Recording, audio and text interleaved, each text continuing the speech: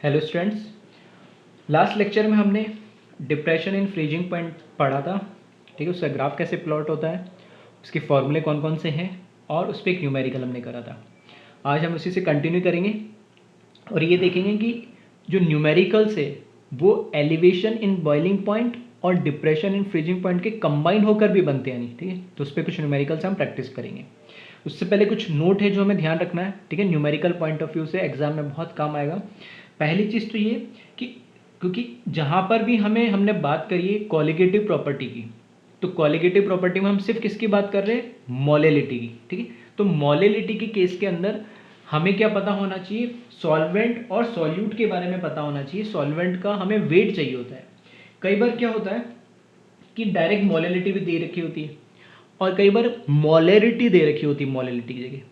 तब अगर हमें मोलेरिटी को मोलेलिटी में कन्वर्ट करना है तो हमें पता है कि एक ग्रुप ए की यूनिट है। स्टार्टिंग में हमने कंसंट्रेशन यूनिट्स में पढ़ा था, एक ग्रुप बी की यूनिट है और हमने कहा था कि दोनों के ग्रुप ए की यूनिट को ग्रुप बी की यूनिट में अगर कन्वर्ट करना है तो एक कॉमन टर्म, एक कॉमन वेरिएबल हमें जो चाहिए होता है वो होता है डेंसिटी। और अगर क्वेश्चन में डेंसिटी भी अगर गिवन ना हो तो फिर कैसे कन्वर्ट करेंगे, तो नेक्स्ट टू इम्पॉसिबल हो जाता है ऐसे क्वेश्चन को सॉल्व करने अगर कॉन्सेप्चुअली जाएंगे। तब ऐसे क्वेश्चन में स्पेशली ध्यान रखना, अगर सॉल्यूशन के अंदर मोलेरिटी दे रखी हो, सॉल्यूशन के अंदर क्वेश्चन के अंदर मोलेरिटी दे रखी हो और उसके अंदर उस सॉल्यूशन की डेंसिटी गिवन ना हो, तब क्योंकि कन्वर्जन पॉसिबल नहीं है और न्यूमेरिकल सॉल्व करना है। ठीक है, तो उस केस के अंदर मोलेरिटी ही को, जो मोलेरिटी की वैल्यू है कैपिटल एम को ही मोलेलिटी स्मॉल एम मान के चलना है नहीं। ठीक है, क्योंकि मोलेरिटी दोनों, मोलेरिटी है नंबर ऑफ सॉल्यूट पर लीटर ऑफ सॉल्यूशन और ये number of moles of solute पर केजी ऑफ सॉल्वेंट। तो ये वेट के अंदर होता है और ये वॉल्यूम के अंदर होता है और इसमें सॉल्यूशन का होता है और इसमें किसमें सॉल्वेंट का होता है। ठीक, लेकिन अब क्या कर, अब इसमें जब दे नहीं रखा हो तो हमें क्या मान के चलना है कि जो मोलेरिटी उसी को मोलेरिटी कंसिडर करके न्यूमेरिकल को सॉल्व करना है। ठीक, तो इस टाइप के क्वेश्चन आया हुआ है इसलिए इसको नोट के फॉर्म में ध्यान रखें। सेकेंड नोट ये कि अभी तक हम बाइनरी की बात कर रहे थे कई बार। ठीक, कॉलिगेटिव प्रॉपर्टी में इस तरह क्वेश्चन बन भी सकता है और ऐसा कुछ है नहीं, ऐसे प्रैक्टिस के लिए भी हमें क्वेश्चंस मिल जाएंगे कि अगर एक सॉल्यूशन में एक से ज़्यादा सॉल्यूट है तो कॉलिगेटिव प्रॉपर्टीज़ पे क्या इफेक्ट हो रहा है। तो इसी पे है कि अगर हमारे पास एक से ज़्यादा सॉल्यूट अगर प्रेजेंट है, सॉल्वेंट हमने ऐड कर दिए, तो इंडिविजुअल सॉल्यूट की वजह से जो इफेक्ट होगा वो सम अप होके टोटल सॉल्यूट जो भी हमने डाले उन सब के बराबर होगा। अगर मैं बात करूँ बॉइलिंग पॉइंट के रेस्पेक्ट में, तो एलिवेशन इन बॉइलिंग पॉइंट अगर टोटल की बात करूंगा तो मैंने मान लिया उसमें सॉल्यूट 1 की वजह से इंडिविजुअली क्या आ रहा है, बॉइलिंग पॉइंट में जो एलिवेशन आ रहा है, प्लस सॉल्यूट 2 की वजह से इंडिविजुअल जो एलिवेशन आ रहा है, उन दोनों का समेशन करूंगा तो वो दोनों सॉल्यूट की वजह से जो एलिवेशन होगा उस बॉइलिंग वाटर के बॉइलिंग पॉइंट में या लिक्विड के बॉइलिंग पॉइंट में, वो हमें कैलकुलेट करके बता देगा। तो प्लस ऐसे 3, 4, 5 जितने भी दे रखे सबको कैलकुलेट कर सकते हैं। ठीक है, सिमिलरली सेम फॉर्मूला किसके लिए एप्लीकेबल हो जाएगा, डिप्रेशन इन फ्रीजिंग पॉइंट के लिए, कि एक सॉल्यूट की वजह से क्या वेरिएशन आ रहा है, कितना वॉल्यूम, कितना टेम्परेचर हमारा कम हुआ, दूसरे सॉल्यूट की वजह से कितना हमारा टेम्परेचर कम हुआ, दोनों का सम अप कर देंगे तो जो भी उसमें वेरिएशन होगा वो टोटल सॉल्यूट के जो टोटल सॉल्यूट उसमें प्रेजेंट है उनके इफेक्ट के बराबर हो जाएगा। तो इंडिविजुअल कैलकुलेट कर लो या फिर वैसे कर लो। अब इसमें होता क्या है कि सॉल्यूट 1 के लिए अगर मैं इसको कोई सा भी एक फॉर्मूला लिख देता हूँ, फॉर TB1S1 मतलब सॉल्यूट 1, तो फॉर्मूला हमारा क्या है, I into K into boiling point, तो के भी लिख देंगे into molality, delta T B of solute 2, तो I into K B into molality. अब इसमें आई तो वो कौन सा होगा, एक तो वेरिएशन होगा आई में कि अगर पहला कंपाउंड मैंने मान लिया NaCl है, दूसरा कंपाउंड मैंने मान लिया यूरिया है, तो इसमें तो आई की वैल्यू क्या हो जाएगी 2। ठीक है, अगर अल्फा दे रखा है तो हम उससे कैलकुलेट करेंगे, अल्फा नहीं दे रखा तो डायरेक्ट बोल सकते 2, और इसमें आई की वैल्यू क्या हो जाएगी 1, क्योंकि नॉर्मल है या नॉर्मल है, डिसोसिएट होगा। एक तो यहाँ वेरिएशन आएगा, के भी तो सॉल्वेंट के लिए होता है तो कांस्टेंट ही रहेगा।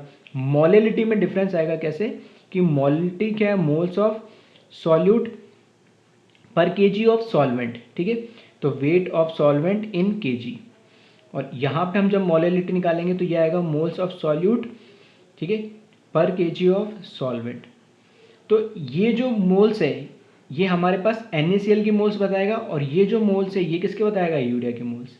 तो इसमें वेरिएशन क्या आएगा, आई भी वेरी करेगा अगर वो एसोसिएट या डिसोसिएट हो रहा है, और मोलिलिटी वेरी करेगा क्योंकि वो उस जो भी पार्टिकल है सब्सटेंस है उसके रेस्पेक्ट में उसकी मोलिलिटी क्या होगी, उसके number of moles per depend करेगी।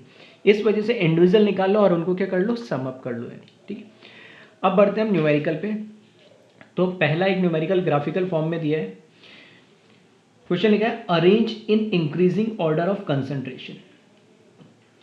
क्वेश्चन हमें दे रखा है, एक ग्राफ दे रखा है वेपर प्रेशर वर्सेस टेम्परेचर के बीच में, दोनों के बीच में ग्राफ है, और तीन इस तरीके से कर्व बना दिए, C1 C2 C3 इनकी कंसंट्रेशन है, ये C1 C2 C3 इंडिविजुअल जो भी हमारे पास ये लिक्विड्स है इनकी कंसंट्रेशन है। और ये लिक्विड कौन से है, ये तो दे दिया इसने वाटर के लिए, इधर लिखा हुआ है वाटर, तो ये C3 वाला कर्व जो है वाटर की कंसंट्रेशन है।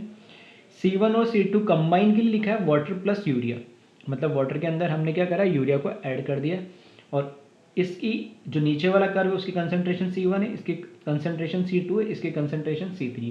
तो इसमें रिलेशन बताना है, इंक्रीजिंग या डिक्रीजिंग ऑर्डर कैसे भी बता दो कि C1 बड़ा होगा C2 से या C1 छोटा होगा C2 या C3, इस तरीके से। तो एक बार थोड़ा सा सोचिए और बताइए क्या रिलेशन होगा इनके अंदर, ठीक है। इंक्रीज क्वेश्चन जैसे बोला इंक्रीजिंग ऑर्डर ऑफ कंसंट्रेशन बतानी कि किसकी कंसंट्रेशन ज़्यादा होगी सबसे या किसकी कंसंट्रेशन सबसे कम होगी, ठीक है। तो वीडियो पॉज करिए और एक बार खुद से सोचिए कि वेपर प्रेशर और टेम्परेचर जो के बीच में ग्राफ दे रखा है, ठीक है, तो हम इसको कैसे रिलेट करेंगे। तो आई होप कई लोग सही कर पाए होंगे, ठीक है, सही सोच भी रहे होंगे, बिल्कुल सही है। देखो एलिवेशन बॉइलिंग पॉइंट के अंदर हमने जो कर्व पढ़ा था, इस तरह के कर्व थे, हमने यहाँ बनाया था सॉल्वेंट के लिए। ये जो कर्व बना था किसके लिए बना था, सॉल्वेंट के लिए, क्योंकि हमने बोला कि किसी भी टेम्परेचर पे प्योर सॉल्वेंट का वेपर प्रेशर हमेशा ज़्यादा होगा उस सॉल्वेंट के अंदर कोई भी हम नॉन वोलेटाइल सॉल्यूट मिक्स करेंगे। तो प्योर सॉल्वेंट यहाँ पे हमारे लिए क्या है, वाटर, और यहाँ पर water plus urea, water plus urea, urea कैसा होता है, नॉन वोलेटाइल, तो ये सॉल्यूशन बन गया non volatile solute plus solvent का। तो इसलिए जो नीचे वाले आ रहे कर्व ये तो है हमारे सॉल्यूशन के लिए, और ये वाला कर्व है किसका, प्योर सॉल्वेंट के लिए।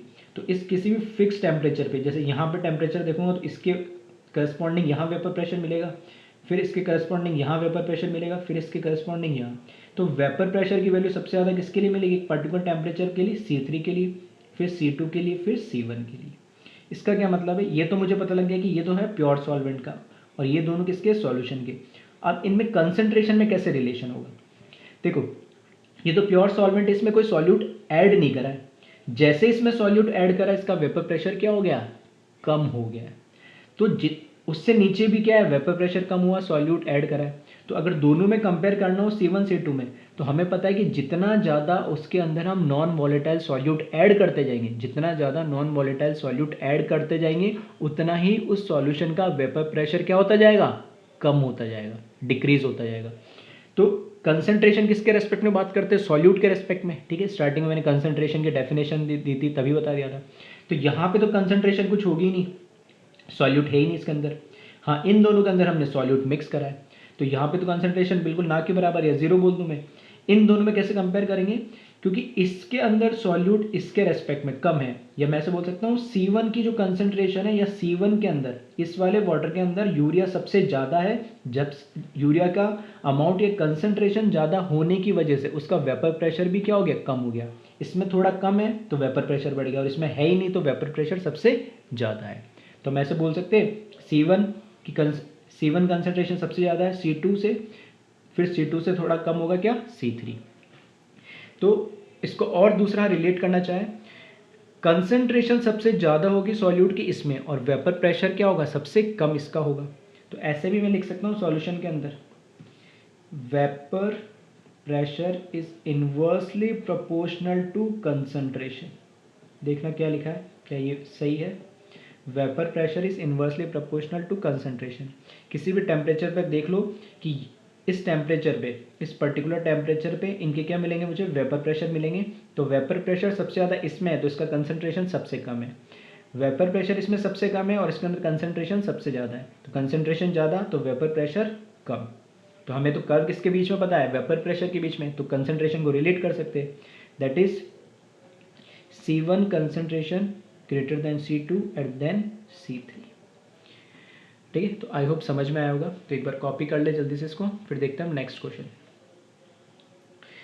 नेक्स्ट क्वेश्चन इसी तरीके से लॉजिकल क्वेश्चन है। नेक्स्ट क्वेश्चन ये कह रहा है हमें, initial level of liquids is x equals to Y, then after some time will level remain same और चेंज।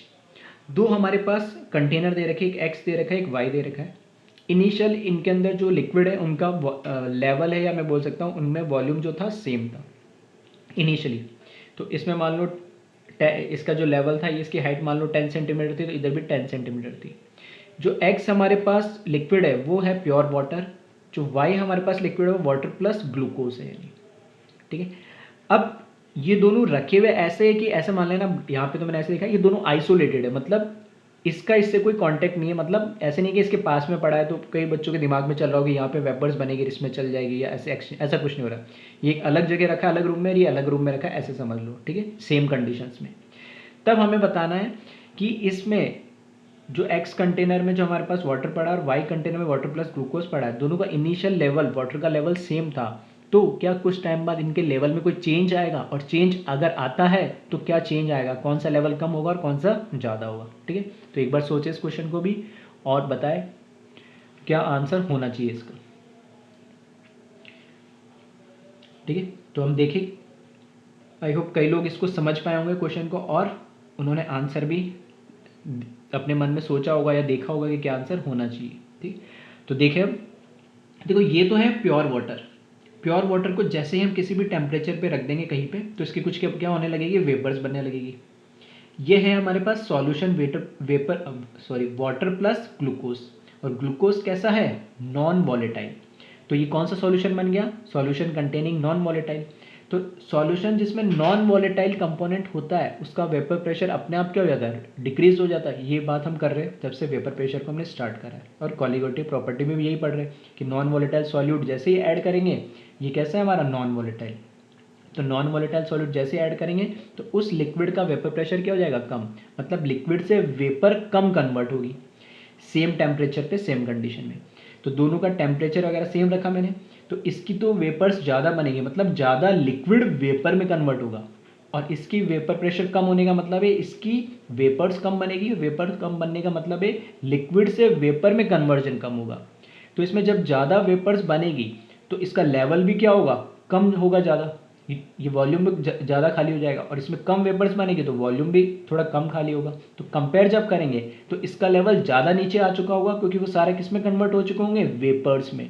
इसका वॉल्यूम कम, थोड़ा सा कम आया होगा क्योंकि इसमें वेपर्स कम बने।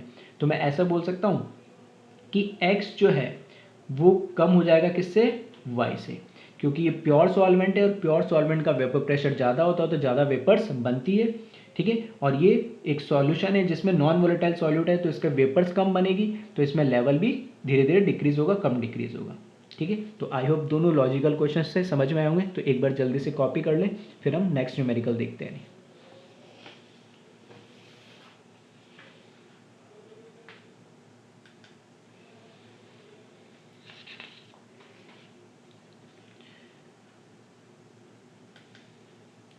नेक्स्ट न्यूमेरिकल दे रखा है, calculate boiling point and freezing point of 6% weight by weight urea solution. हमारे पास 6% weight by weight urea solution है, उसका हमें क्या कैलकुलेट करना है, boiling point and freezing point. Solution का boiling point freezing point calculate करना है जो यूरिया को ऐड करके बना है, और उस सॉल्यूशन का कंसंट्रेशन हमें दे रखा है 6% वेट बाय वेट। के भी दे रखा है हमें वाटर का, के एफ दे रखा वाटर का, और मॉलिकुलर वेट दे रखा है यूरिया का 60, ठीक है। ये हमें पता ही है, NH2CO NH2 हम पढ़ ही रहे काफ़ी टाइम से।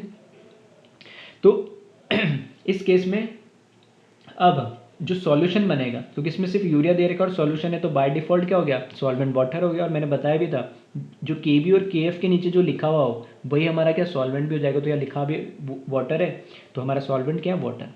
तो अब इसमें हमें कैसे इसको कैलकुलेट करना है, तो एक बार वीडियो पॉज करें और खुद से एक बार सॉल्व करने की कोशिश करें, ठीक है। मैंने एलिवेशन पे भी क्वेश्चन करवाया और डिप्रेशन पे भी कराया, फॉर्मूले को कैसे यूज़ करना वो भी बताया। अब दोनों को कंबाइन एक साथ पूछ लिया, वो हमें देखना है, ठीक है। तो आई होप कई लोग सॉल्व कर रहे होंगे, जब मैं कहता हूँ कि वीडियो पॉज करें और सॉल्व करें तो सॉल्व करते होंगे। जो लोग कर पा रहे हैं ऐसा, ठीक है, वो बिल्कुल क्लास वाली फीलिंग ले रहे होंगे, ताकि उनको, जैसे मैं क्वेश्चन लिख के हमेशा देता था, तो उससे उनकी एक कैपेबिलिटी, ठीक है, प्रॉब्लम सॉल्विंग कैपेबिलिटी डेवलप जैसे पहले हुई थी वैसे हो रही होगी, और कॉन्फिडेंस आता है कि खुद से हम क्या न्यूमेरिकल सॉल्व कर पा रहे हैं। मैं सॉल्व कर दूंगा, तुम देख लोगे सॉल्यूशन, वो ठीक है, लेकिन एक जो कॉन्फिडेंस तुम्हें डेवलप होना चाहिए, ठीक है, ताकि जब हम तुम डीपीवी सॉल्व करो या मॉड्यूल सॉल्व करो तो वो एक कॉन्फिडेंस रहता है कि हाँ मैंने इस टाइप के क्वेश्चन करे मैं कर लूँगा। तो वो चीज़, वो फीलिंग जरूर लेकर आए, ठीक है। तो थोड़ा सीरियसली जब भी इसको पढ़ो, वीडियो लेक्चर देखो, तो अकेले शांति, ठीक है, मतलब घर में ऐसा नहीं हो कि भाई आसपास बच्चे खेल रहे हो और कोई पीछे से बोल रहा है और फिर तुम देख रहे हो बस ऐसे फॉर्मेलिटी के लिए, ठीक है, कोई गाने नहीं चल रहे, वीडियो लेक्चर है, तो इसको ध्यान से अकेले में देखें और समझें। और सेम जैसे क्लास में हम जिस मूड के साथ पढ़ते थे, ठीक है, उसी मूड के साथ इसमें ध्यान दें वीडियो लेक्चर में। और जब मैं बोलता हूँ वीडियो पॉज करके सॉल्व करें, तो एक बार ट्राई करा करो। मैं नहीं कहता हूँ कि एकदम सॉल्व ही कर दिया करो, लेकिन ट्राई करा करो कितना सॉल्व कर पा रहे हो, ताकि तुम्हें पता तो चले कि मेरी कैपेबिलिटी कितनी प्रॉब्लम को सॉल्व करने की, ठीक है। तो ये हम आगे बढ़ते हैं अब इसमें। सबसे पहले हमें ये तो पता लग गया सॉल्यूट कौन है, सॉल्वेंट कौन है। तो सॉल्यूट यूरिया है, सॉल्वेंट हमारे पास वाटर है, और ये जो कंसंट्रेशन दे रखी है ये हमें पता करनी है कि ये क्या चीज़ है। तो इस तरह के क्वेश्चन में कंसंट्रेशन वाली यूनिट में बता चुका हूँ। 6% weight by weight of urea, इसका क्या मतलब है। ये नीचे वाला वेट बताता है सॉल्यूशन का वेट, ठीक है, अमाउंट, और ये ऊपर वाला बताता है सॉल्यूट का। मैंने बताया था सॉल्यूट के ही बात करते हैं हम, ये ऊपर सॉल्यूट और नीचे सॉल्यूशन।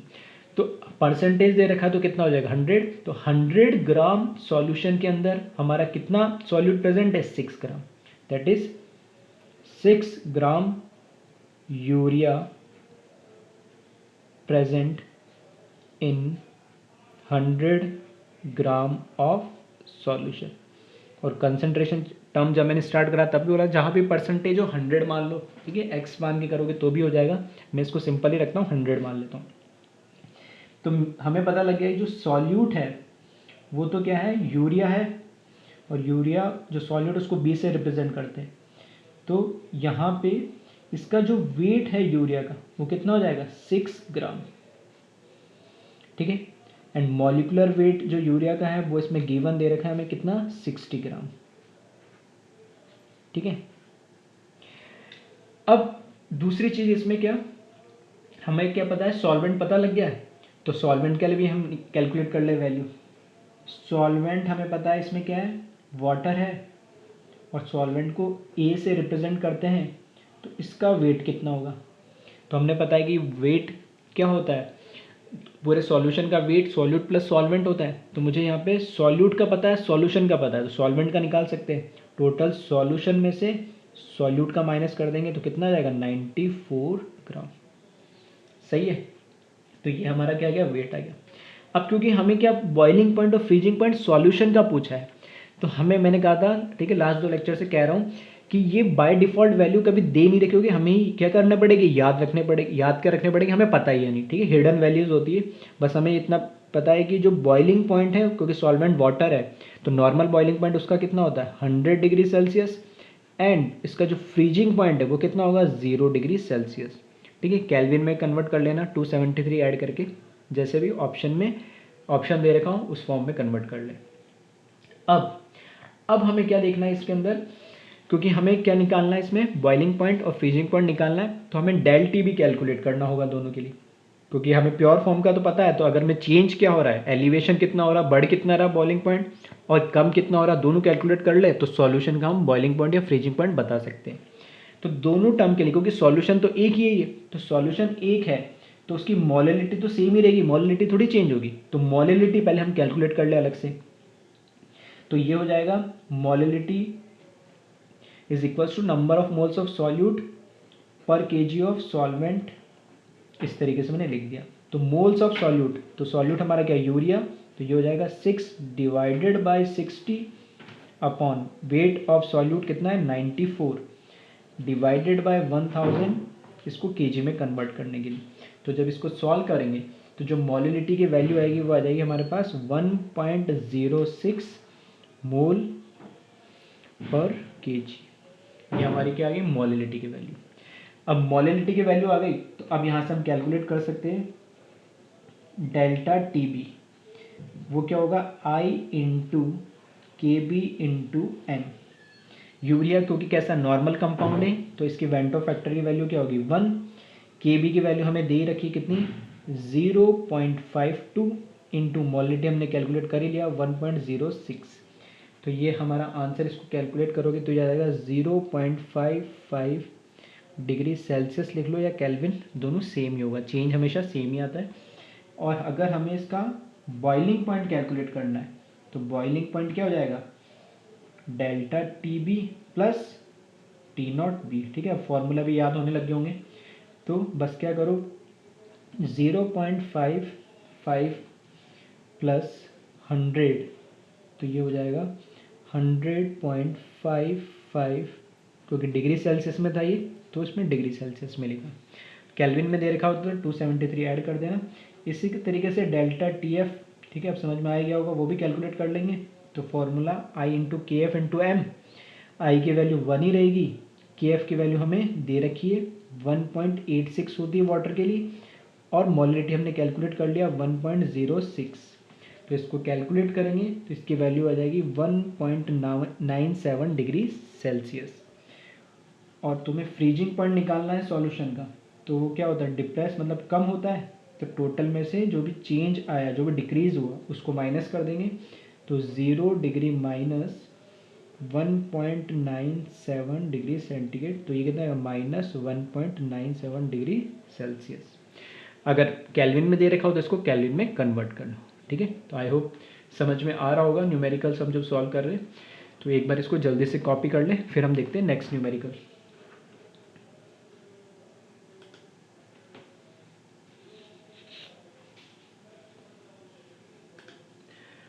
नेक्स्ट न्यूमेरिकल है a solution containing non volatile solute freezes at -0.186 degree Celsius, then calculate boiling point of solution, kb of water is equals to 0.52 and kf water 1.86। ठीक है, तो एक बार फिर से जल्दी से वीडियो को पॉज करें और इसको सॉल्व करने की कोशिश करें। ठीक है, आई होप कई लोग ट्राई कर रहे होंगे और उन्होंने कोशिश करी होगी सॉल्व करने की, तो थोड़ी बहुत उनको हो सकता है कैलकुलेशन वगैरह में प्रॉब्लम आ रही होगी। तो यहाँ देखिए इसमें बोला क्या गया और क्या कैलकुलेट करना है, हिंट देता हूँ मैं। देखो एक सॉल्यूशन है जिसके अंदर कोई नॉन वोलेटाइल सॉल्यूट है, हमें पता नहीं है लेकिन मेंशन कर दिया नॉन वोलेटाइल सॉल्यूट है, और फ्रीजेस एट -0.186 डिग्री सेल्सियस। तो ये क्या दे रखा है सॉल्यूशन का फ्रीजिंग पॉइंट दे रखा है -0.186 डिग्री सेल्सियस। फ्रीजिंग पॉइंट किसका दे रखा है सॉल्यूशन का। तो then calculate boiling point of solution, तो इसी सॉल्यूशन का उसने क्या पूछा है बॉइलिंग पॉइंट पूछा है। अब बॉइलिंग पॉइंट मुझे कैलकुलेट करना है तो एक तो फॉर्मूला होता है आई into K B into M, यानी डेल्टा बी कैलकुलेट कर लूँ पहले, और उसके बाद टी बी अगर कैलकुलेट करना है तो T not B plus delta T B को ऐड कर दूँ। तो टी नॉट बी क्योंकि हमें पता नहीं है इसमें, ठीक है, टी नॉट बी पता नहीं है, कैसे पता नहीं है क्योंकि इसमें कोई मेंशन नहीं करा, लेकिन इसने बोल दिया नॉन वोलेटाइल सॉल्यूट एक सॉल्यूशन है, तो हमें कुछ पता ही नहीं चल रहा है। लेकिन मैंने बोला जब कुछ मेंशन नहीं कर रखा हो तो सॉल्वेंट अपने आप क्या हो जाएगा वाटर। दूसरा हिंट मैंने बताया था कि जो कांस्टेंट हो ये के बी और के एफ ये लिखे हुए जो इनके जिन भी सॉल्वेंट के लिए लिखा हो वही क्या बन जाएगा हमारा सॉल्वेंट। तो यहाँ H2 यहाँ पे भी देखो वाटर, तो दोनों क्या है हमें पता लग गया इससे सॉल्वेंट क्या वाटर। तो वाटर का हमें बॉइलिंग पॉइंट तो पता है 100 डिग्री सेल्सियस, तो ये तो मुझे पता है, लेकिन ये कैसे कैलकुलेट करें। अगर ये पता लग जाए तो इसमें ऐड करके बस हम सॉल्व कर लेंगे। इसकी वैल्यू निकालने के लिए फॉर्मूला ये होता है आई into K B into M. तो आई into K B into M, आई मुझे पता नहीं है सॉल्यूट के लिए तो चलो इसको मैं 1 मान लूँगा, नॉन वोलेटाइल सॉल्यूट कुछ मेंशन नहीं करा तो 1 मान लेंगे। के बी की वैल्यू गिवन दे रखी है लेकिन एम मुझे मोलिलिटी पता नहीं है। तो कई लोगों ने कर लिया होगा सॉल्व आई होप, तो उन्होंने क्या करा होगा delta T F I into के एफ इंटू एम। तो डेल्टा टी एफ की वैल्यू दे रखी है आई 1 हो जाएगा और के एफ क्या है हमें गिवन दे रखा है यहाँ पर, तो एम यहाँ से कैलकुलेट हो जाएगा। इस एम की वैल्यू यहाँ पुट करेंगे तो डेल्टा टी भी आ जाएगा और यहाँ से सोल्व हो जाएगा। यहाँ से तुम जब थोड़ा सॉल्व करोगे, ठीक है, आई होप कई लोगों ने करा होगा ऐसा, तो इससे थोड़ी सी कैलकुलेशन क्या हो जाएगी थोड़ी सी लेंथी हो जाएगी। तो इसको इस तरह के क्वेश्चंस जब भी आए, ठीक है, जिसमें हमें बॉइलिंग पॉइंट या फ्रीजिंग पॉइंट दे रखा हो एक और दूसरा पूछे वो, तब इसमें क्योंकि कॉमन टर्म क्या है, सॉल्यूशन सेम है और दोनों के लिए मोलिलिटी क्या होगी, सेम, तो वही जो अननोन के फॉर्म में कैलकुलेट कर भी रहा है और वो हमें ज़रूरत भी नहीं पड़ेगी, तो उसको कैसे एलिमिनेट करें, तो उसको समझें। यहाँ मैं लिख रहा हूँ जो सॉल्यूशन है उसमें मुझे पता लग गया जो सॉल्वेंट है वो तो क्या है, वाटर है। तो वाटर के लिए एक तो मुझे पता है बॉइलिंग पॉइंट कितना होगा, 100 डिग्री सेल्सियस, एंड फ्रीजिंग जो पॉइंट है वो है 0 डिग्री सेल्सियस, किसके लिए, प्योर वाटर के लिए। दूसरी चीज मुझे दे रखी है इसके अंदर गिवन फ्रीजिंग, ठीक है, फ्रीजिंग पॉइंट ऑफ सॉल्यूशन मुझे गिवन दे रखा है, और फ्रीजिंग पॉइंट ऑफ सॉल्यूशन को हम कैसे लिख देते हैं, सिंपली TF -0.186 डिग्री सेल्सियस, ठीक है। ये हमें दे रखा है, बस डेटा इतना ही दे रखा है। अब हमें ना सॉल्यूट का अमाउंट दे रखा है ना सॉल्वेंट का दे रखा है, इसलिए मोलिटी है उसको कैलकुलेट करना पड़ रहा है। तो उससे भी वो इस कैलकुलेशन से भी हम बच जाए, ठीक है, ये कैलकुलेशन से भी हम बच जाए, तो पहले मैं क्या कर रहा हूँ, क्योंकि मेरे पास क्या दे रखा, TF पता लग गया, T0F पता है, तो क्या मैं डेल्टा TF निकाल सकता हूँ, बिल्कुल। तो यहाँ से हम क्या करें, डेल्टा TF कैलकुलेट कर ले। डेल्टा TF कैसे निकालेंगे, T0F माइनस TF, तो यहाँ से डेल्टा TF की वैल्यू कितनी हो जाएगी, 0 माइनस और माइनस 0.186, ये तो वैल्यू है TF की, और माइनस ये फॉर्मूले का, तो यहाँ से जो डेल्टा TF है वो कितना आ जाएगा, 0.186, ठीक है। कैसे भी ले लो, डिग्री सेल्सियस में ले लो या केल्विन में ले लो। अब ये मुझे पता लग गया है, तो अब मैं देखो कैलकुलेशन बच जाए उसके लिए क्या कर रहा हूँ, मेरे को डेल्टा TB का फॉर्मूला भी पता है और डेल्टा TF का भी फॉर्मूला पता है। तो मैं क्या कर रहा हूँ, क्योंकि मुझे बॉइलिंग पॉइंट में जाना है, तो डेल्टा TB लिखा और इसका क्या लिख दिया मैंने फॉर्मूला, ये क्या होता है, I into KB into molality, सही है। इसको मैंने डिवाइड कर दिया डेल्टा TF की वैल्यू से, और वो क्या होगी, I into KF into M, क्योंकि सॉल्यूशन तो सेम ही है, सॉल्यूशन सेम है, तो I भी क्या होगा उसके लिए सेम होगा, और M भी क्या होगा, सेम होगा। और I नहीं भी दे रखा होता तो हम क्या मान ले, 1 मान ले। तो मोलिलिटी नहीं दे रखी तो उसको 1 नहीं मान सकते, क्योंकि I तो क्या कोई भी नॉन वोलेटाइल सॉल्यूट है। तो सॉल्यूट के बारे में स्पेसिफिक दे रखा हो, हमें सॉल्ट लिखा हुआ है या कुछ भी लिखा हुआ है सर, तो हम बता सकते हैं, लेकिन नहीं है तो 1 मान लेंगे। लेकिन मोलिलिटी को तो सेम नहीं मान सकते, लेकिन अब यहाँ क्या हो रहा है, जो अननोन मोलिलिटी है वो क्या हो जा रहा है, कैंसिल आउट हो जा रहा है, M से M कैंसिल हो जाएगा, I से I भी कैंसिल हो जाएगा। तो यहाँ पे हमें क्या बचेगा, सिर्फ delta TB delta TF is equals to KB upon KF। अब देखो सारी वैल्यू, KB की वैल्यू KF की वैल्यू दे रखी है, ये KB की वैल्यू KF की वैल्यू दे रखी है, डेल्टा TF की वैल्यू हमने कैलकुलेट कर ही ली है, डेल्टा TB यहाँ से निकाल लेंगे। तो डेल्टा TB की वैल्यू निकालोगे तो KB की वैल्यू कितनी दे रखी है, 0.52 डिवाइड बाय KF की वैल्यू 1.86 इंटू क्रॉस मल्टीप्लाई करेंगे, इसको इधर ले जाएंगे, तो डेल्टा TF की वैल्यू 0.186, और इसको हम जब सॉल्व कर लेंगे तो इसकी जो वैल्यू आएगी वो आ रही है 0.052 डिग्री सेल्सियस। और जैसे ही डेल्टा TB की वैल्यू आ गई तो हम बॉइलिंग पॉइंट बता सकते हैं। तो बॉइलिंग पॉइंट क्या एलिवेशन होता है, मतलब बढ़ता है, तो T0B प्लस कितना बढ़ रहा है, डेल्टा TB। तो यहाँ से boiling point of solution calculate होके आ जाएगा 100 plus 0.052 which is equals to TB 100.052 degree Celsius. ये हमारा आंसर हो गया, ठीक है। तो एक जो पहले मैंने मेथड बताया था उससे भी सॉल्व कर सकते हो, उससे भी जिन्होंने करा बिल्कुल सही है, एटलीस्ट आप सॉल्व तो कर पा रहे हो, लेकिन कैलकुलेशन को भी बचाना है हमें, टाइम बचाना है, तो इस तरीके से, ठीक है, क्योंकि सॉल्यूशन एक ही है तो उनकी मोलिलिटी भी क्या होगी, सेम होगी, तो उसको हम डायरेक्ट इस तरीके से एलिमिनेट कर सकते हैं। जल्दी इसको कॉपी कर ले, फिर एक और क्वेश्चन हम देखते हैं।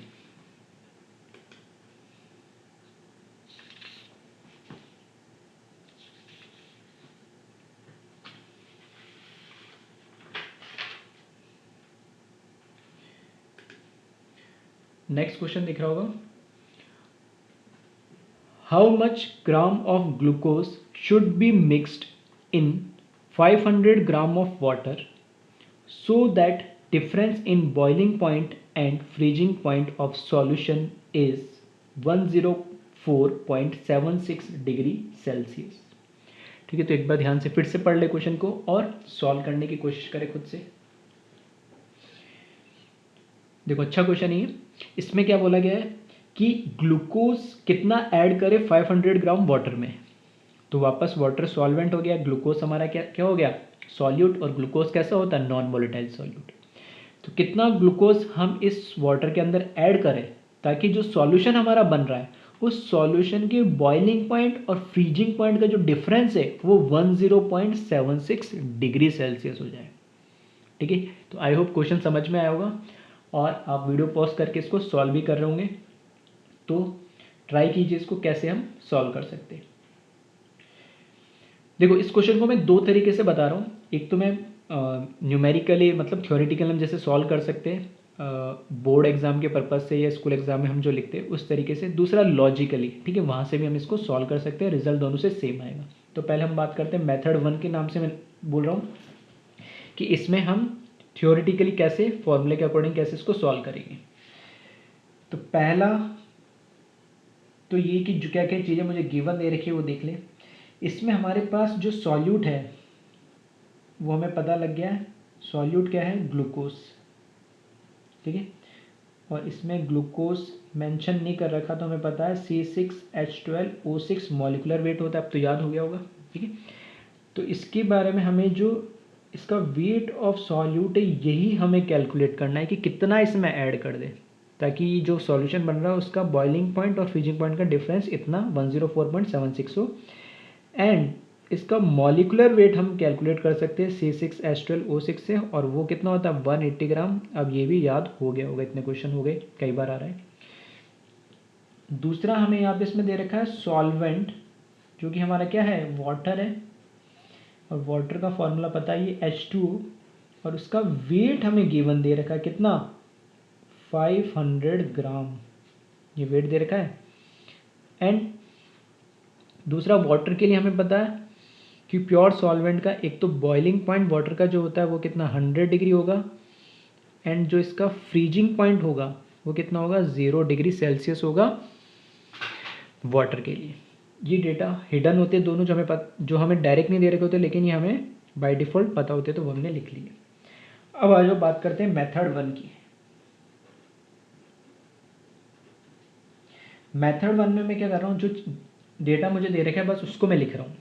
मुझे क्या दे रखा है, बॉइलिंग पॉइंट और फ्रीजिंग पॉइंट का डिफरेंस दे रखा है 104.76 डिग्री। तो मैं सिर्फ यही चीज़ लिख रहा हूँ कि बॉइलिंग पॉइंट और फ्रीजिंग पॉइंट में से ऑब्वियस सी बात है बड़ी वैल्यू कौन सी होगी, बॉइलिंग पॉइंट। तो दोनों का डिफरेंस जब मैं लिखूंगा तो TB माइनस क्या लिखूंगा, TF ही लिखूंगा, क्योंकि फ्रीजिंग पॉइंट तो कम ही होगा हमेशा और बॉइलिंग पॉइंट ज़्यादा होगा। और किसके बात करी इसने, सॉल्यूशन की। तो सॉल्यूशन का बॉइलिंग पॉइंट TB से रिप्रेजेंट करते हैं और फ्रीजिंग पॉइंट TF से, तो वो लिख दिया। और जो दोनों का डिफरेंस है वो कितना दे रखा, 104.76। TB का फॉर्मूला हमें पता है, ठीक है, डेल TB के फॉर्म में लिख सकते हैं। तो TB को हम और क्या लिख सकते हैं, इस तरीके से लिख सकते हैं T0B प्लस डेल्टा TB। ये किसकी जगह लिखा, TB की जगह, माइनस TF की जगह हम क्या लिख सकते हैं, T0F माइनस डेल्टा TF। ध्यान रखना इधर प्लस आ रहा है और इस वाले केस में माइनस आ रहा है, क्योंकि बॉइलिंग पॉइंट तो बढ़ता है इसलिए इसमें ये ऐड हो जाता है, फ्रीजिंग पॉइंट क्या कम होता है इसलिए वो प्योर सॉल्वेंट से कम हो जाता है। 104.76। इसको सिंप्लीफाइड कर ले तो ये हो जाएगा T0B, इस वाले टर्म को प्योर सॉल्वेंट के बॉइलिंग पॉइंट और प्योर सॉल्वेंट फ्रीजिंग पॉइंट को एक साथ लिख रहा हूँ, तो ब्रैकेट से बाहर आएगा तो माइनस आ जाएगा, तो ये लिखा मैंने T0F प्लस ये del TB as it is लिखा मैंने, और ये माइनस, और ये ब्रैकेट से बाहर आएगा तो माइनस माइनस क्या हो जाएगा, ये प्लस हो जाएगा, तो यहाँ पे लिख दिया मैंने प्लस डेल TF। कुछ नहीं करा, इस माइनस इस ब्रैकेट को ओपन कर दिया, तो ये इस वाले टर्म को इस वाले टर्म को एक साथ लिखा, और ये डेल्टा वाले टर्म को दोनों को माइनस माइनस प्लस होकर एक साथ लिख दिया, और ये हो जाएगा 10.476। अब क्या ये वैल्यू हमें पता है, T0B की वैल्यू 100, T0F की वैल्यू कितनी है 0, तो 100 माइनस 0 लिख दे इसको, तो कोई दिक्कत नहीं है, plus delta T B plus delta T F, तो ये हो जाएगा 104.76। तो ये हो गया 100। इस 100 को मैं इधर ले जाऊंगा, ठीक है। तो 104.76 में से 100 माइनस करेंगे तो 4.76 बचेगा। इसको मैं क्या कर रहा हूँ, डायरेक्ट लिख दे रहा हूँ। तो यहाँ से delta T B plus delta T F 104.76 minus 100 लिख दिया मैंने।